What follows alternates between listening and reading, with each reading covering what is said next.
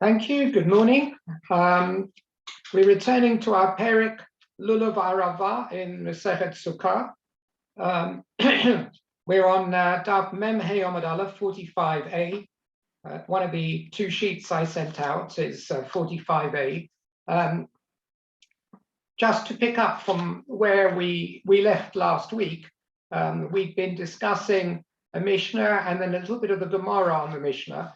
And it was essentially wrapping up on the ritual of that Arava ceremony in the Beis Hamikdash, if you remember, where these long Aravot were placed against the side of the altar, long overhanging Aravot, several meters high. And the Gemara asked various questions about the ritual. And within the questioning, there was a description of the height of these Aravot, and the Gemara suggested, or there was a tradition, that they were 11 amos high, a minimum of 11 amos high, which is about 15 feet high. That's how long these Arava branches were, not the little puny things we put into our lulavim. And the Gemara came to conclusion based upon that. And if you remember, I showed you some diagrams. I'm just going to share the screen. So here's a famous picture of the Arava ceremony. You have two Kohanim erecting these huge, almost tree-like Aravot to overhang the side of the Mizbeach, of the altar, which itself is a massive piece of wooden stoneware. And the Gemara proved by some calculations that if it were sufficient to have an Arava 11 amot high, and that it would still hang at least 1 amah above the top of the Mizbeach, then the only way that could work is if the Aravot, these 11 amot high Aravot, were standing on the ledge, a ledge above the ground, because there's a ledge 1 amah above. And the Gemara did some calculation to show that if these Aravos had really been at ground level, then an 11 amah wouldn't be sufficiently high, particularly as it's standing as an angle, because you can see that there are the stages of the Mizbeach, as you can see in the diagram, are inset. 11 amos wouldn't be high enough to leave enough space for another amah overhanging the Mizbeach, because the Mizbeach itself was 9 amos high, etc. And when you did all the calculations, the only way it would work is if, in fact, if you like, the Arava was on the first step rather than on the ground, on this first ledge. And I showed you pictures here, and you can see the ledge here. It would be standing on the ledge and not on the ground, and here you can see the ledge again. So that's the ledge, and that's where the Arava would be standing. And that's how we ended our shir last week. And I did some diagrams just to show what the whole thing looked like. So you can see the Mizbeach is a pretty massive affair, because you could see roughly from looking at the height of the Kohanim in relation to this. It's not too out of proportion. And this was the Mizbeach, of course, in the Beis Hamikdash. At the Mishkan, it might all have been a little bit scaled down, but in the Beis Hamikdash, these were the heights. So that I'm going to take you now from where we left off last week, and the Gemara is going to be asking a question straight away, which is, how do we know that these Aravos, when they're placed against the Mizbeach, that they need to overhang? Sure, what's actually happened to my picture? I've got a bug over here. This seems to have separate. Oh, here we are. But it needs to overhang by 1 amah above the base level of the roof of the gag. How do we know that it needs to come at least 1 amah high? That was a statement made, but where do we know it from? So I'm going to take you to the Gemara, 5 lines from the bottom of Mem Hey Amud Aleph. The second word, Omar, right? The first word is minah. There's a full stop there, whether you see it or not.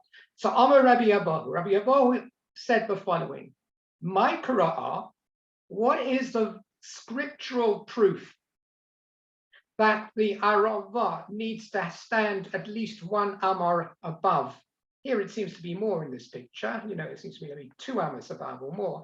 But that it has to be at least 1 amah above the flat roof of the Mizbeach. Where's there a proof that it needs to stand at least 1 amma above? Why are we looking for a proof? Why don't we just say this is aesthetically pleasing? Why are we looking for a proof? Whenever possible, the Talmud tries to find a scriptural backing, even for matters that aren't necessarily expected to be entirely explicated in the Torah. The Torah does not even mention the whole ceremony of the Arava ceremony. We said that it was Halacha l'Moshe Sinai for a start. It's not even Min HaTorah. So the Gemara is going to bring a verse, a scriptural proof, but it's not scriptural proof from the Torah. It's actually scriptural proof from Tehillim. And it's also a very, very far stretch of a drasha from its literal meaning. So we're going to take a verse from Tehillim, which is a verse we see and we say at the end of Hallel. It's one of those verses we repeat towards the end that doesn't seem to mean anything. It's a famous verse that doesn't seem to mean anything. So let's read it. Amar Rabbi Abahu. Rabbi Abahu says the pasuk that we're interested in is this: Shenema Isru Chag Ba'avosim et Karnos HaMizbech. Right? We say this is one of those verses we say a couple of times. It doesn't mean very much, but we will see the Gemara is going to ascribe various meanings to this verse. Each of them is somewhat different to each other, and all by expounding the words in a different way. It's almost like taking plasticine. And with a little bit of plasticine, you can make different shapes. Yeah, you can make a little matchstick man, or you can make a little car, whatever it is, by molding the plasticine between your fingers. You find the Chazal mold the Pesukim into shape in order to produce various different lessons. Now, you might think, well, what I'm going to show you now is a bit of a chutzpah, because you too can take a posuk and mold it into your shape, and it could mean anything. Could recommend that you go away for Pesach in a hotel. You could read a posuk that way and say, hey, that's what it means. That wouldn't be a fair way of treating the way in which Chazal work on drashot. They certainly work within bounds. And what is important is that the explications we'll see here for this posuk, the flexible drashas that are made, none of them is world-shattering. Essentially, they're all what I would call remazim. They're hints to something that we already know, if you like. They're hints to something we already know. And what is happening in these verses as we expound them is that the Gemara is trying to show that for something we already know, if we wish to, we could mold a verse into that shape. So in a sense, it's more acrobatics here of the Baalei Talmud than it is something which is of great importance. It isn't important because it's not the source. When we say the source, it's not really the source at all. It's really a way of looking at a verse that meets the answers that we already know. And this is part of the, in the 10th, 11th, 12th century in Spain, they always used to write poetry to each other. Even the frumest, if you like, people in Spain, they would communicate in poetry. If you read the letters, rabbinical letters, as I've spent a long time looking at old rabbinical letters, you find that they use extraordinary skill in weaving together psukim from across Tanakh in a quite simple request. Instead of saying, shall we go out for a drink? They would probably find verses from Hallel and from everywhere else to put the same message across. Why? Because it's a mitzvah to use, if you like, the music of scripture for some holy lesson. And even if that is not where the lesson comes from, it's still a mitzvah to use it. So having spent some time explaining why we're going to see some strange drashas, let's see those strange drashas. The Gemara is first of all going to use this verse to teach us that the Arovos will need to overhang the Mizbeach by at least 1 amma. And if you can find any reference to that in this posuk, then you're an absolute genius. But first of all, let's see what the literal translation of this posuk is. And I have to tell you, the literal translation itself isn't sensible. It's one of those verses that you scratch your head. It has no context. There's a series of verses, and this is the famous Hodu, in which all of Hallel is based, which seems to consist of a lot of verses that are not necessarily secutor. They don't necessarily follow on from each other. Okay, having said all that, what does that mean? Kain Hashem vayoelanu. Hashem is God, vayoelanu, and he will, if you like, or he has illuminated for us from Or, by Yo'er Lonu. And what comes next? Isru Chag Ba'avosim ad Karnos HaMizbeach. Literally, what I've done here in the various senses, the yellow words, which are the important statement here, Isru Chag Ba'avosim Karnos HaMizbeach, I'm now going to translate in different ways. The literal way of translating it, which is not the way the Gemara is going to use it in its first drasha, is what I've shown over here as being literal. And I've translated it this way: bind the festival offering to the horns of the altar with cords. Where do you see this? This is literal, by the way. This is not even being sophisticated, but there is no literal. So even the literal needs sophistication. So this is how you see it. Isru actually means, in terms of biblical Hebrew, to bind or to tie. Actually, Beit HaSurim is a prison. Why? Because you're tied up in a prison. But the word Isru here means to tie or bind. That's the word bind. Then the word is Chag, which is the festival. How can you bind a festival? Isn't a festival a few days in time? So therefore, you've got to say, when it says festival, literal meaning will be the festival offering. Korban HaChag. So we're already getting sophisticated in trying to understand it literally. Ad Karos Mizbeach, to the horns of the altar. That's what Keren is, the Karos HaMizbeach, to the horns of the altar. But it says Ba'avosim, you bind them with Avosim. Avosim, one of the meanings of Avosim is ropes or cords. Hence, bind the festival offering to the horns of the altar with cords. But what does that mean?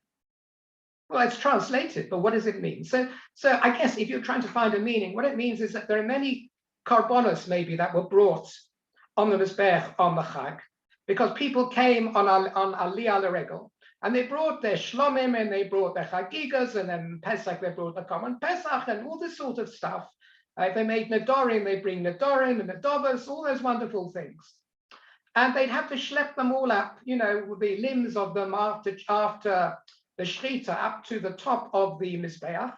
And so there may be that it's almost saying that you have to use cords, chains, ropes to schlep up the festival offerings up to the level of the roof where you will find the horns of the altar. I hope that's all clear. Right, so that is taken to be the literal meaning.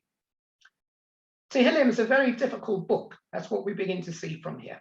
Now let's have a look and see how our Gemara learns it to prove that these arobos overhang the roof of the Mizbeach by 1 amma.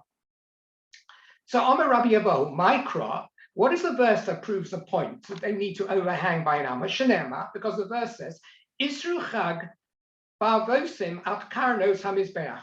And here Rabbi Abo doesn't explain where he gets it from, right? He leaves you, the reader, to say, oh, of course, I can see this verse means that the arobos have to stand 1 amma above the roof of the Mizbeach. So therefore, I'll give you drasha number 1. This drasha number 1 explains how he would translate these yellow words. Isru Chag Ba'avosim et Karnos HaMizbeach. Not like the literal meaning, bind the festival offering to the horns of the altar with cords, but surround on Chag HaSukkot the altar with branches up to the height of its horns. Isn't that clever? How do I get that? Well, I said to you, Isru before meant to bind, but now I'm giving you a translation of surround.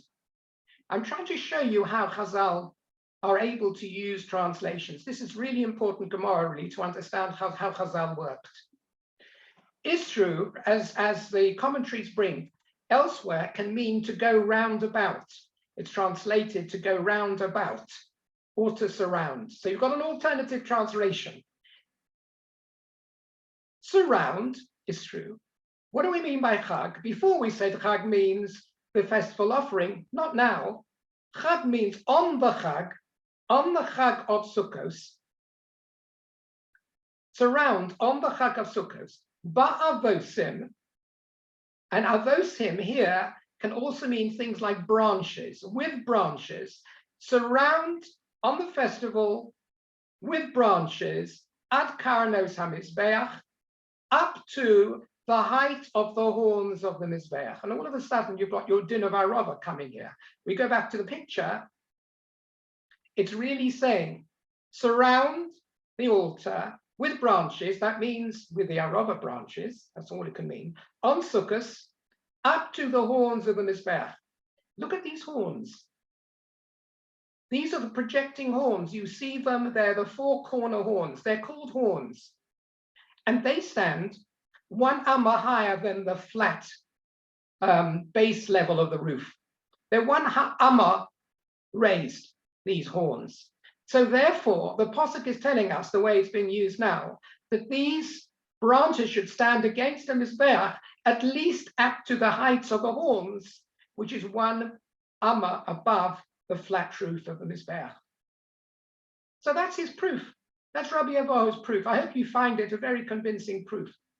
The fact is, as I try to make out, that there would have been a tradition that they should be at least 1 amma above the flat roof of the Mizbeach.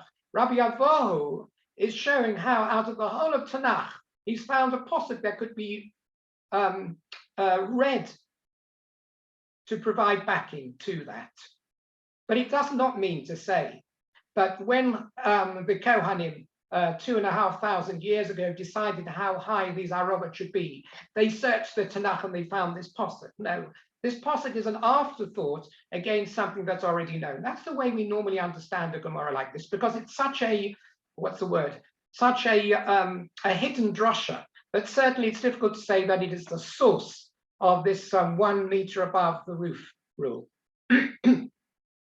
Now we're going to go on. Omer Rabbi Abahu, Omer Rabbi Elazar. Rabbi Abahu said in the name of Rabbi Elazar, again Rabbi Abahu, and he's going to use this pasuk again to mean something different. So Omer Rabbi Elazar, Kol hanotel lulav be'igudo, nothing to do with a mitzvah of Arava at all. Anyone who takes a lulav on Sukkot in its binding, the igudo, for hadas ba'avuso, this isn't clear what it means anyway, and the hadas with its plaited leaves. I think that's what it means, because when you look at a hadasim, they have these, they're mishulash, right? They have the leaves set out in rows of 3, very beautiful. And those look like plaits in a sense. So, and he takes with his lulav and his esrog and his arava, he takes a nice plaited hadas. Ma'ale'olov hakosov, the verse, or if you like, Tanakh, treats him ke'ilu bona mizbeach v'hikriv olav korban, as if he had the schus of bringing, of building a mizbeach and sacrificing a korban on it. Such a schus it is. Next time you take your lulav and esrog, you can say to yourself, when I take this lulav and esrog in this ideal manner, Hashem thinks this person is as if he were coming before me, building mizbeach and bringing a korban. How do we know? How do we know that that's such a great thing that we're doing when we're taking the lulav and esrog? Shene'ema, because of the verse. What verse? Isru chag ba'avosim at karnos hamizbeach. This mysterious verse again. This teaches us that when you bind your lulav and esrog together with your avosim, it is as if you brought a korban on the mizbeach. How do you see it? So here I'm giving you translation. I call it drasha 2. This is a translation of Rabbi Abahu to prove his point about the great merit of taking your lulav and esrog and binding it together with its hadasim. So I'm translating the yellow words again, and look how crafty I've had to be to try and obtain a translation using the words to meet the message required. Bind together, isru. Isru, I said before, means to tie up or to imprison. It can mean to bind. It's the same thing. When a person is a prisoner, he has his hands and feet bound up. Bind together. When it says isru chag, what does it mean chag again? It means on chag hasukot. And then we said, what are you supposed to bind? Ba'avosim, together with the avosim. Avosim actually are like chains as well as ropes. And a hadas looks like chains. So therefore you bind together the lulav and hadasim. So it seems as though the hadasim are now in chains together with the lulav and esrog. And what does it mean at Kanes HaMizbeach? And what has that got to do with the horns of the Mizbeach? So here I add in non-yellow, if you like, and it will be considered for you, and now you carry on, as if you have sprinkled the sacrificial blood on the horns of the altar. That's what at Kanes HaMizbeach means. When you bring a korban, what do you do with the horns? The horns don't play a function in the Mizbeach. It's the flat roof of the Mizbeach. So what are the horns to do with this whole thing of korban? Well, the fact is, the Zurikas Adam, blood is sprinkled on the side of the Mizbeach and on the horns, for certain korbanos, on the horns of the Mizbeach. So that is all part of the ritual of a korban. So therefore, this verse is used in this sense to mean that if you bound together on Chag HaSukkos, your lulav and hadassim, in this sense, you were Isru on the Chag, then it's at Kanos HaMizbeach. It's considered for you as if you had approached, if you like, with a korban, the horns of the Mizbeach, as if you were actually offering up a korban, even though all you're doing is you're sitting at home holding your lulav and esrog together. Right? So that's drosha number 2, in addition to the literal translation. We're being very imaginative over here, and maybe you can actually think of your own droshas to use for this verse. That will be an exercise for you after the shir. But we haven't finished yet, because we've got yet drosha number 3 to go, in which there are 2 versions, by the way, which doesn't make life very much easier. Let's see drosha number 3. Third option, how you can learn this pasuk. And now we carry on. We're on Mem Hey Omed base, which has to be turned over if you're actually using a Gemara, the second sheet. Amar Rabbi Yirmiyah Mishum Rabbi Shimon ben Yochai, Rabbi Yochanan Mishum Rabbi Shimon HaMachosi, Mishum Rabbi Yochanan HaMakosi. Those are all a series of names. It said it in the series, the same as a series of names, and other people also said it in the same in the name of a series of names. What did they say? Kol ha'osa isur lechag ba'achila uvashtia. Anyone who makes an isur to the chag, right? Isru chag. Someone who makes an isur to the chag. What does an isur to the chag mean? Big question. We'll just hold on for that for a moment. Anyone who makes an isur to the chag of Sukkot, ba'achila uvashtia, by eating and by drinking, eating and drinking, basar v'dagim, v'chol matamim, yayin, everything you have on the yontif. Someone who makes an isur to the chag by eating and drinking well, ma'aleh alav hakosav. Again, the pasuk that HaKadosh Baruch Hu thinks of such a person who does such fine things in celebrating Sukkot, or another yontif maybe this way. This is not necessarily Sukkot.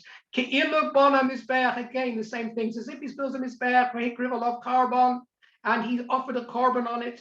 Shenema isru chag ba'avosim at karnos hamizbeach. This pasuk shows that if you eat and drink well on yontif, then it's as if you offered a korban. Where does it show it? Where do you translate this for me? So now let's have a look at translation number 3. What's Isru Chag going to mean? Well, Isru can mean, as I say to you, to bind. Bind can mean to add on or to merge or to combine. Similar, I'm just giving you similes, right? You're going to work through similes now. Isru Chag, bind with a festival, combine with a festival. And what does it go on and say? Ba'avosim. And now again, now look at this trick. If I just gave you these 2 letters here, ayin and base. Av. Av means thick. One of the meanings of av is thick. Ba'avosim, with thick things. With what mean with thick things? With fat things. What do I mean with fat things? With fat animals. What do I mean by fat animals? I mean eating a good fleishik meal, right? All of a sudden, a new translation that we've evolved of ba'avosim. Combine with a festival, your eating of fat animals, and it will be considered for you as if you have sprinkled the sacrificial blood on the horns of the altar. Very clear now, isn't it?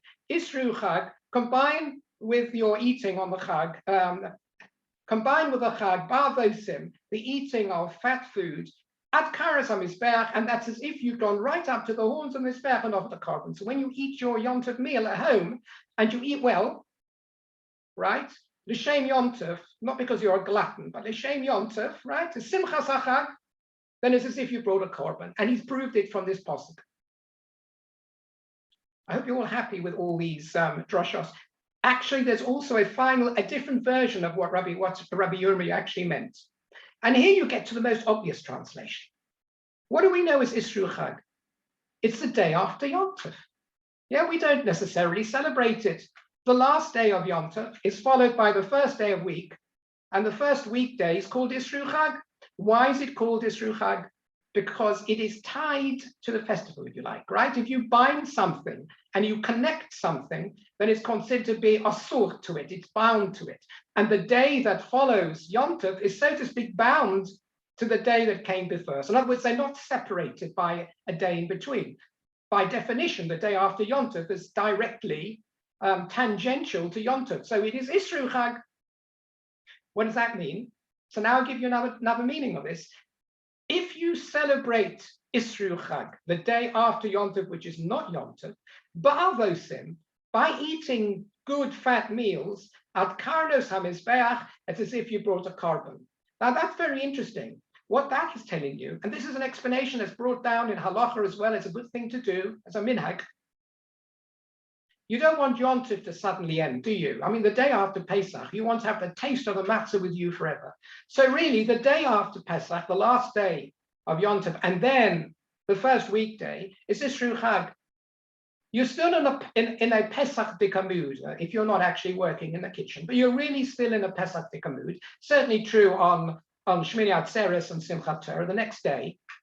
But somehow one shouldn't abandon the Yom Tov atmosphere completely, but should keep some residue of the Yom Tov atmosphere at home. And some people therefore have a nicer meal the next day, which is the first weekday after Yom Tov, and that's called Isru Chag. Ba'avosim, they decide to celebrate that day as if to say, it's so sad to see Yom Tov disappear, I'm going to schlep it on a bit longer. And if you do so at Karnos HaMizbech, it's as if you brought a korban. Okay, so that's a series of psukim that we are, a series of interpretations of this pasuk, Isru Chag, at Karnos HaMizbech, Ba'avosim at Karnos Mizbech. And I think you can see over here a certain amount of, what's the word, flexibility and artistry in the way in which the Chazal have derived what they wanted to derive, and they're all using the same pasuk. You know, it's a good thing to know that Isru Chag is a great day, and we understand actually it's logical. We shouldn't want the Yom Tov to disappear on us overnight. And this pasuk, in a sense, can be used as a proof. But it's not a source proof as such, it's just a lovely remez. And I think we shouldn't look at it as more than a remez. Remember why we brought it in the first place. It was only just to prove that the arava needs to be at least 1 meter above the level of the roof of the Mizbeach, because it had to be ad karnos, and we said that the keren was one amma higher than the roof of the Mizbeach. That's the reason we brought this pasuk in the first place. And then en passant, the Gemara brought virtually all the other droshot he'd ever heard of on this pasuk, which is nice. So you've got all these alternative translations, or shall we say interpretations of pasuk, and they're not mutually exclusive. We're not using these as halachic derivations. In other words, you could see all the messages that all the sages brought for this pasuk as all sitting and living together. And therefore, every pasuk can be expanded in as many ways as you wish. Okay, now the Gemara is going to bring another statement, which is more a halachic statement. And it's bringing it really because of a similarity in the names. We said a moment ago, Omer Rabbi Yirmiyah Mishum Rabbi Shimon ben Yochai. And now the Gemara says, Omer Chizkiah, Omer Rabbi Yirmiyah Mishum Rabbi Shimon ben Yochai. So the progression of names there is the same. And this is what they said. Kol ha-mitzvahs kulon, we've actually met this before, much earlier on in our discussion of Masechet Sukkah, when we're dealing with the lulav and how you make a bracha on it, and the esrog, and how you combine them before you make a bracha. So they said, Ein Adam Yotze Behem. Sorry, Kol ha-mitzvahs kulon, all mitzvahs. That doesn't just mean lulav and esrog, but what does it mean? Ein Adam Yotze behen, a person cannot fulfill those mitzvahs, Ella derech gediloson, unless those mitzvahs are handled or held at the time of the mitzvah in the way in which they naturally grow. Now, if you're talking about a mitzvah that doesn't use anything that grows, this becomes an irrelevant. So let's now talk about things like the lulav and esrog, and in particular the esrog. Do you remember what we normally do when we make a bracha? We don't want to fulfill the mitzvah before we make the bracha. We want the bracha always to be in advance. So therefore, our scroll tells you, you take your esrog with a pitum down, and you make a bracha, and then after the bracha, you reverse, you upside the esrog. Why? Because you only want to fulfill the mitzvah after you have made the bracha. You want to already have it in hand, but you don't want to fulfill it until after the bracha. And you achieve that by turning it the correct way only after the bracha. Only at that moment after the bracha do you fulfill the mitzvah now, which is what you want to do. And why should the pitum be up? Because that's considered to be derech gediloson. The way that is considered to be the way it grows from the tree. It actually droops down, so the pitum looks lower down. But it's the it's the flat end really at the back, which is attached to the tree. So derech gediloson is really referring to the way it grows. And you should take it the way it grows. You shouldn't really hold it in a way which is opposite to the natural way in which the article would grow.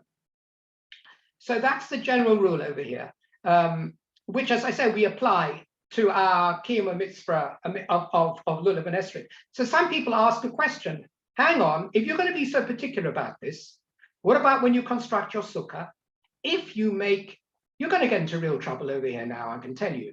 If you take this literally and seriously and apply it across the spectrum, you use wood, let's say, to make your sukkah walls. Does that mean that if it's come off a tree, you have to know which way it was on the tree, which was bottom and which was top? I mean, you may want to know what's bottom or top because your nails only go in one way, but I'm not asking you for that reason.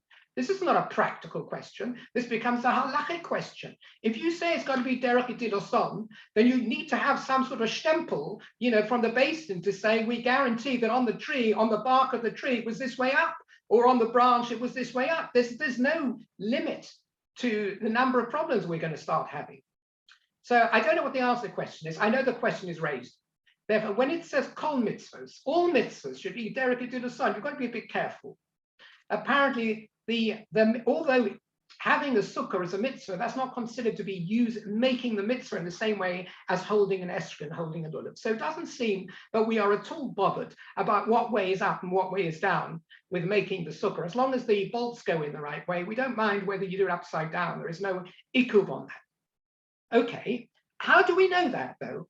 How do we know that a mitzvah has to be carried out on a plant object of some sort, derech gediloson, in the way which is it would naturally be grown, in the same positioning as it would normally grow up? So the Gemara brings a posuk from the Mishkan construction, and this is really quite peculiar. So let's have a look and see what the Gemara brings as a proof. He brings a proof that it needs to be derech gediloson because the posuk says, and if you see over here, your Gemara says atzei shittim omdim.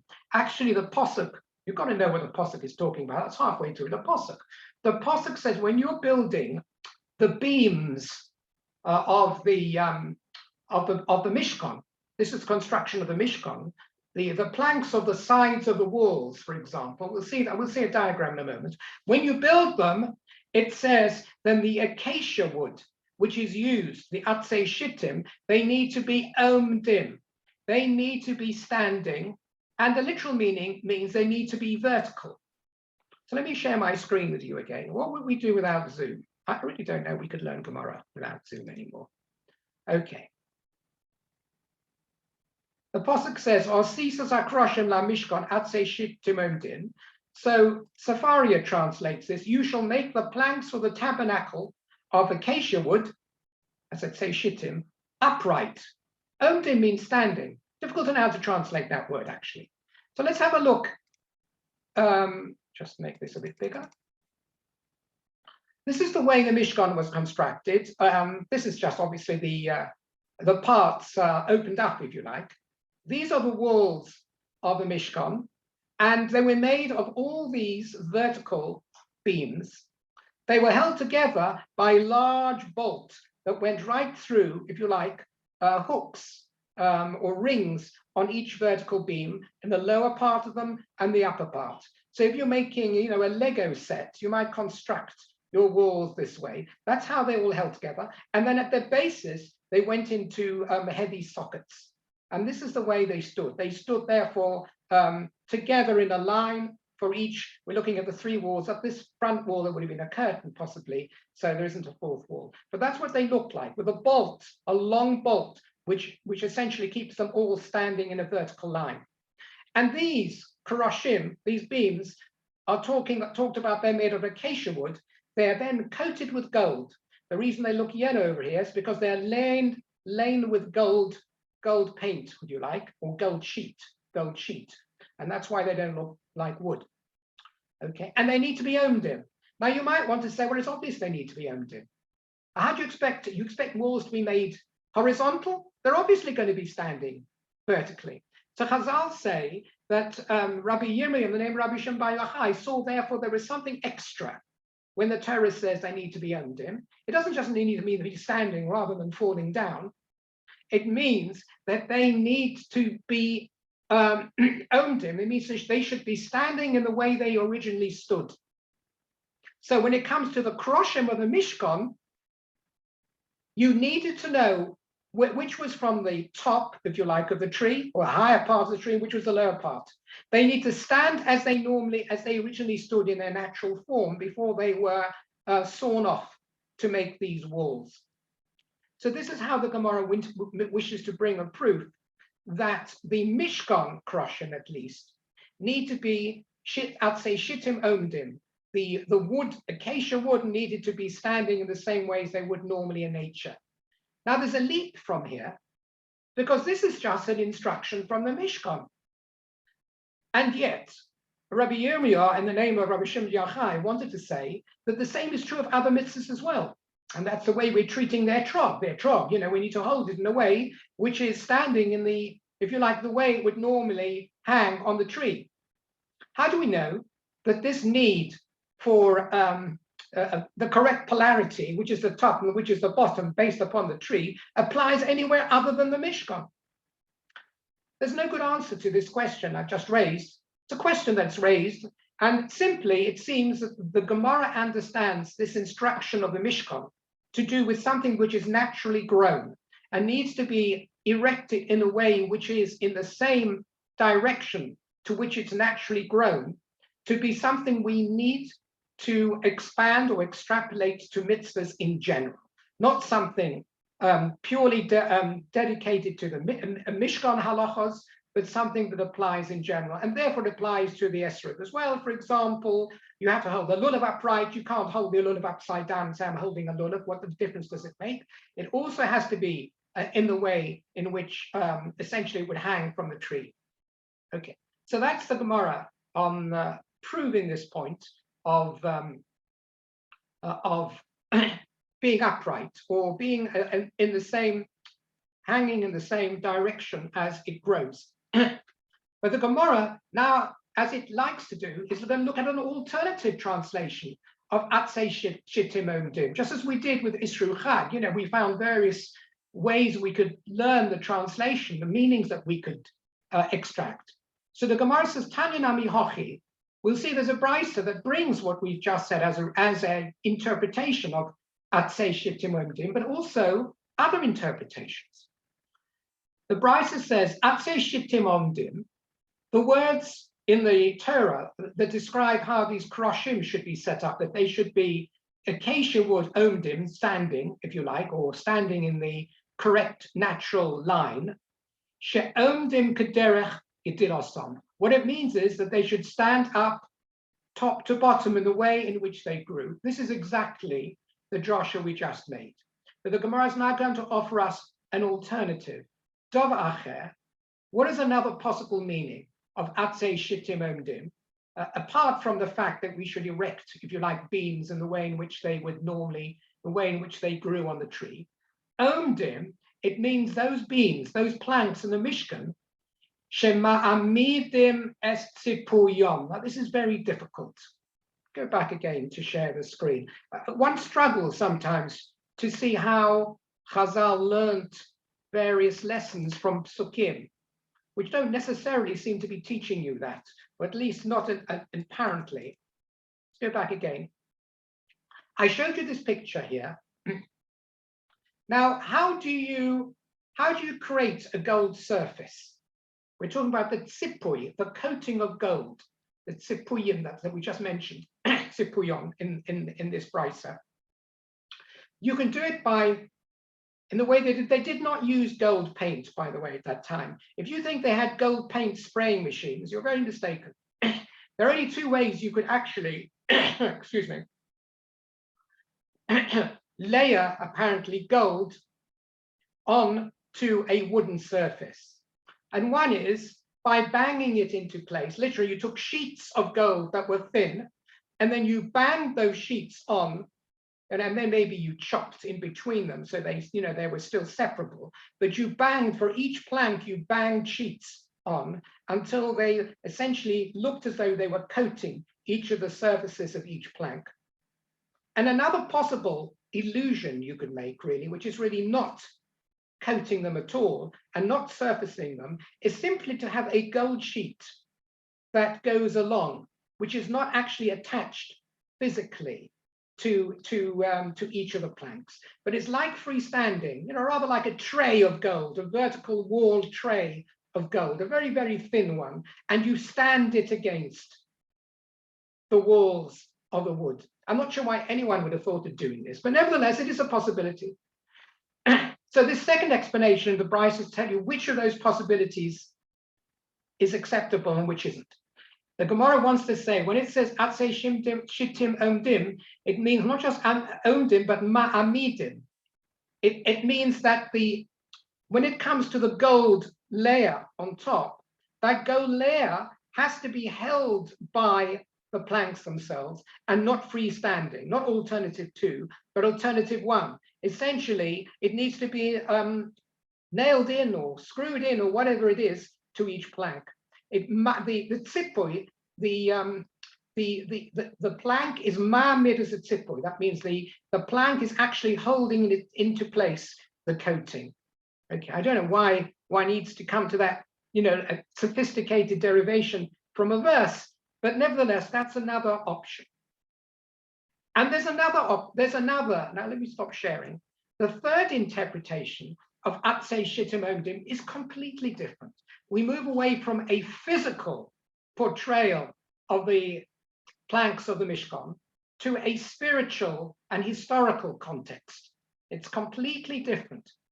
How do we learn? This is famous, actually, this next statement, although it's not at all clear what it means. We're into not at all clear Gemara. Shema Toma, this is another Doba Acher, lest you should say, Avad Sivrom, Uvotel Sikuyon, it's an unusual turn of phrase here, that with the loss of the Mishkan, that all memory and all remnant of it has disappeared from us because we don't have it anymore. So therefore it's all gone. Lest you should say that, you're mistaken. Talmud Loma, that's why the verse says, no, you're wrong. Atzei Shittim Omdim. The Atzei Shittim, the acacia wood, the planks, the material, the actual structure and components of the Mishkan, Omdim, they're still standing today. She'omdim li olam or li olme olamim. They stand until eternity. What does that mean? So Omdim here means they still exist, right? We're talking about even today where you don't know where the Mishkan is. We don't even know whether the Mishkan exists anywhere. We know about the destruction of Beis HaMikdash 1, Beis HaMikdash 2. There are all sorts of midrashim where the Kalim went. We know the buildings were destroyed and burned. What do we know about what happened to the original Mishkan? There's no chapter and verse. You go into Shoftim and then you go into Shmuel, and although you find that the Aron, if you like, was moved into this grand building, the Beis HaMikdash, there's nothing there that tells us what actually happened to all the material and the holy material that stood for hundreds of years. That was the Mishkan. So we're saying over here, Atzei Shittim Amdim means they still live in some ways. There is a medrash that the Mishkan was never destroyed, that somehow it sunk, if you like, into the ground, and that it might re-emerge one day even. You know, that's still standing, but it needs to pop up above the ground surface level again. The various commentators learn this in different ways, I have to say. What does it mean they still exist? Does it still exist, as I've just said, possibly underground? It'll suddenly reappear. You know, Raiders of the Lost Ark, all of a sudden, some archaeologist is going to come up with it. According to the Rabbeinu Bachai, it doesn't mean that at all. It doesn't look at it that way at all. So he comes up with a mystical meaning of it. What is Atzei Shittim Amdim mean? And here we come into a sort of Kabbalistic idea that the Beis HaMikdash, or even the Mishkan, the Beis HaMikdash, let's just say, as a representative of the Shekhinah on earth, is a reflection of a Beis HaMikdash Lamaila. There's a Beis HaMikdash in Shemayim in some sort, in the same way as the Beis HaMikdash in Olam Hazeh, or there was. They don't look the same. They translate differently, but one is a parallel to the other. You often hear this idea, the concept of Yerushalayim Shel Mala and Yerushalayim Shel Mata. What does that mean? There's a Jerusalem up there, and there's a Jerusalem down here, the one that we're in today. That everything HaKadosh Baruch Hu has made, he makes as a reflection of something in his divine chariot. Do I understand that? No. But just hold that concept into mind. Which means, in particular, anything holy, because the Shekhinah used to reside down in the Mikdash. If the Mikdash has disappeared, the Shekhinah's gone back up there. Where's it gone to? It's in the Mishkan Lamala. And you mustn't think of the Mishkan there as a bolt, you know, with nuts and bolts and wood. Doesn't mean that at all. It's some kind of spiritual realm counterpart to the physical reality we have down here. This is what the mystics say. On that basis, as Rabbeinu Bachai said, you know, we shouldn't lose hope just because the Beis HaMikdash is gone. We shouldn't lose hope that the Mishkan is gone, to say it is irrecoverable. It isn't. You know why?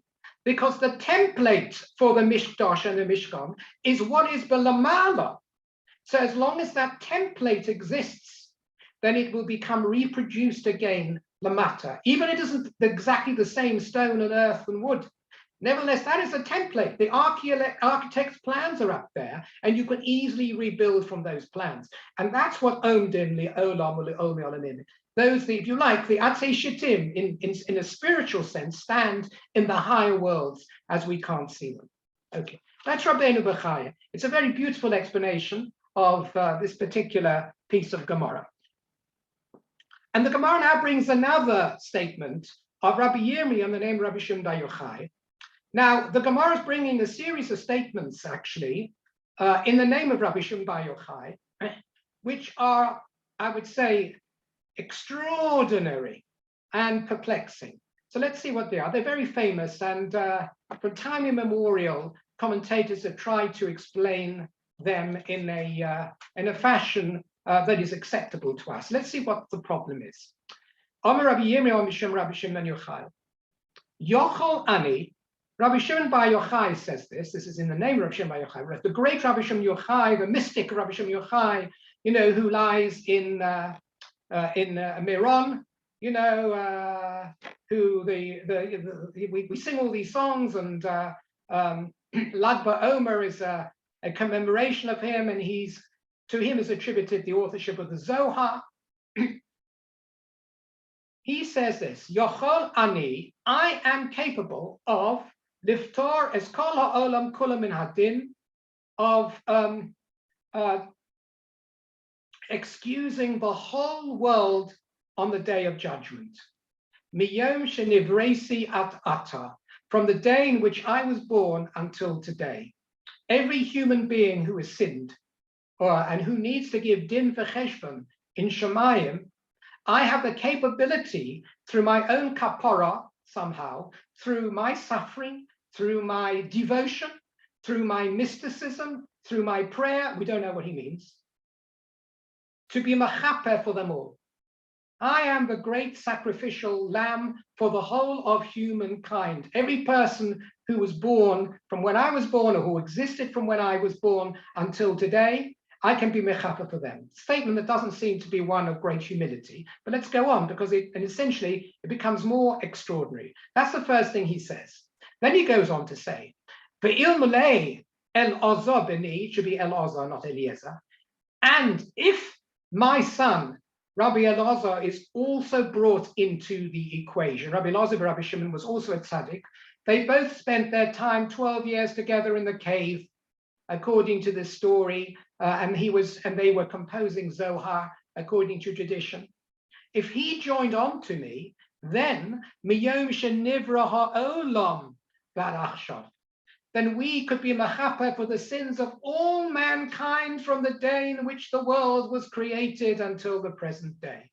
Because I got him along my side, so therefore we can excuse and be mechaper for all the Averius of the last 5,000 years. And that's not end yet. For ilmole Yosam ben Uziyahu, and if I were also to join on and we were a trio together with one of the kings of Yehuda, Yosam ben Uziyahu, who is considered to be a great tzaddik. Where does Yosam come into this equation suddenly? Why Yosam? Big question marks, Rashi tries to explain.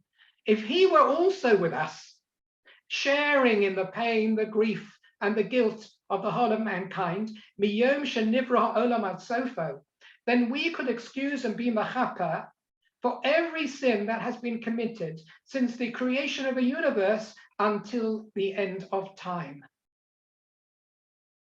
So this is the statement of Rabbi Shimon bar Yochai, and he's going to make another similar statement in a moment.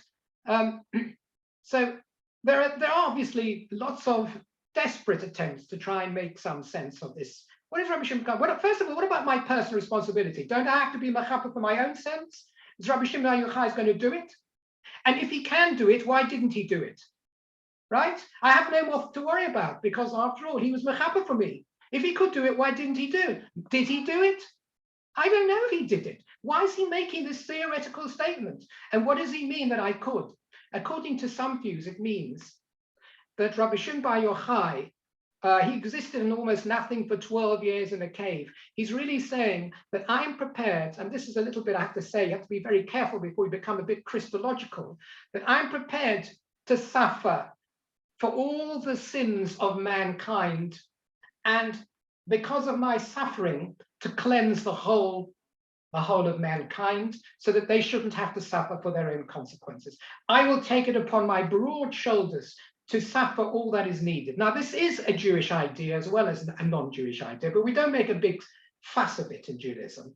But that's one way of reading this statement of Rabbi Shimon bar Yochai. He was a mystic after all. You're not going to expect a Soloveitchik type analysis from him, but this is what he's saying. Maybe he means I'm prepared to take upon myself the full sufferings. Just see if I'm not sure whether I have got something here to share with you. Yes, I just brought you, this is the famous statement from, I think it's the Gemara in Brochus, about Rabbi Shimon bar Yochai, which helps to give you a little bit about his personality. I mean, the reason that he was in the cave for 12 years in the first place is because he was prepared to make a statement that angered the Roman authorities, and therefore they chased him away, and therefore he has to spend 12 years in a cave hiding out with his son, and there they had no clothes, and they were fed miraculously, etc., etc. But he says this. He makes this commentary, which is a typical Rabbi Shimon bar Yochai commentary, puts you into the mood of this particular Tana. Efsha adam charesh b'shas charisha v'zerea b'shas teria v'kotze b'shas ketzira v'dosh b'shas disha v'zerea. It's a beautiful statement. V'zere b'shas haruach terama tehealeha. Says Rabbi Shimon bar Yochai, how can it be possible that people should plow at the plowing season? They should sow in the sowing season, reap in the reaping season, thresh in the threshing season, and prepare their bread afterwards. How is it possible to do all these things? If we did, Torah ma tehealeha. What would become of Torah? If we conduct ourselves in relation to the needs of ourselves to prepare food and materials, that we have no time to learn Torah. Surely we can't be expected to do these things. This is what Rabbi Shimon Bar Yochai says. Ella, says Rabbi Shimon Bar Yochai, Bizman Yisrael osin ritzono shamokom, while Bnei Yisrael fulfill God's wishes and they keep his Torah and mitzvahs, melachton na'asis al yedei acherim. All the work that they need to be done will be done by others. They'll be able to sit at home in the kollel and learn. How do we know this? And he quotes a pasuk, Shene'emar, and it says, "V'omdu zorim v'uruu tzonachem," and strange people will stand up and they will pasture your flocks. So essentially, other people will do it because you're so worthy. They will be there to do it. Maybe you'll have the means to pay them. Maybe they'll just want to do it for you. Who knows? But you won't have to spend your time on agriculture. However, ubizman she'ein Yisrael osen ritzonu shamokom, when Jews are not worthy, then melachton na'ases al dei atzmon, they'll have to do their own work and grind, you know. Shene'emar, and this is the pasuk in Kriya Shema, in Ahoy Shemoah, v'osafta de gonacha. It says, you know, v'hoy mishemoah tishmeu, and it's a side set, v'osafta de gonacha v'serosha tzriyacha v'yitzarecha. V'osafta de gonacha means that you will gather in your crop, not somebody else. Well, that's because you're not doing the Ratzon of HaKadosh Baruch Hu. There's a big kasha on this, which everyone asks. For Hayom Shemoah says, if you are listening to Hashem, then you will do this. And Rabbi Shimon Bar Yochai is interpreting the pasuk to mean if you're not following Hashem's words, it's a bit of a klala that we should actually have to gather in our own harvest. Anyway, I won't go further into that contradiction, but you see, this is the shit of Rabbi Shimon Bar Yochai all the way through. He was a mystic.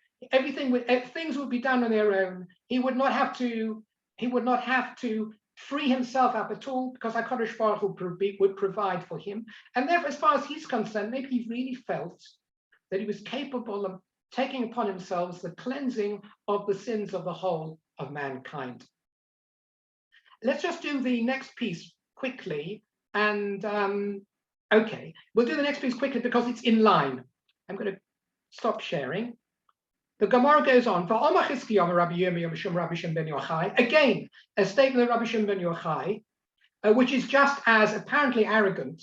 If you want to look at being arrogant, what I can do if I really needed to or wanted to. He says the following: Ra'isi b'nei aliyah v'hein mu'atin. This is often quoted in droshes. I have seen who are the b'nei aliyah, the people who really are in the highest level of God's court, if you like, the people who have reached the highest madrega, maybe in Gan Eden even. Oh, those I can tell as a mystic who is the most worthy to sit in the highest echelons of Olam Haba. I can tell who they are. V'hein mu'atin, and they are very few. Im elef hein, if there are 1,000 in the whole world, ani uveni mehen, then certainly I and my son are two of that 1,000. In Me'ahem, if there's just 100 in the world, ani ubini mehen, then certainly I and my son are amongst that 100. But im shnaim hein, if only 2 people in the whole world are worthy of being called b'nei aliyah, then ani b'nei hen, it's obviously myself and my son. That's the statement of Rabbi Shimon Bar Yochai. So we'd seem to see himself and his son as being the 2 most elevated individuals in the world. And this is Rabbi Shimon Bar Yochai. How can any Tana, any great scholar, don't we have a halacha of being an onof, of being humble? Or do you say that our nevis doesn't apply if a person really knows his real level, which is one way of understanding this? I know where I stand. You asked me for the truth. This is a famous story, isn't it? I think it was the Dayan Abramsky. Dayan Abramsky, he was once had to give evidence in a case in court in the UK. And he needed to do so. There was a din Torah, then there was a secular thing, and he was called to the court. So he was addressed by the judge, and he said, "What is your name?" Or what is it? "My name is Abramsky. What is your role?" I am a judge in the court of the Based in of London. Is it true, Dayan Abramsky, that as you give your opinion, you speak as the leading scholar in Europe? And so Dayan Abramsky said, "Yes, indeed, it is true." So the court says, so the judge says, is that not a bit arrogant? So he said, my honor, your honor, I'm sworn to tell the truth. What can I do? If I'm asked if I'm a leading scholar and I'm under oath, then I have to say that I'm a leading scholar. It could be what we're seeing here is Rabbi Shimon Bar Yochai is at such an elevated position, understands himself vis-a-vis everyone else, that he isn't even capable of understanding what modesty is and modesty isn't. He's not being arrogant by this. He's making a statement as if he were a computer being asked a question. Do you have more CP-ROM in your memory than in the other machine? And the answer is yes, because I was programmed with it. What can I say? I haven't. It's a true answer. But we maybe talk a little bit more about it next time, because it's a very strange statement nevertheless. Now, next week I'm not here, but I'm going to London. So we'll miss next Monday. The opportunity for you to try and learn more drushes of your own from some of those psukim and speculate as to why Rabbi Shimon Bar Yochai said about himself and his son what he did say. And it's certainly food for thought. So we're missing next week. Thanks for joining me. Have a safe trip. And Thank you, Ellie. Have a good Pleasure. Thank you. I'll have to stop the recording.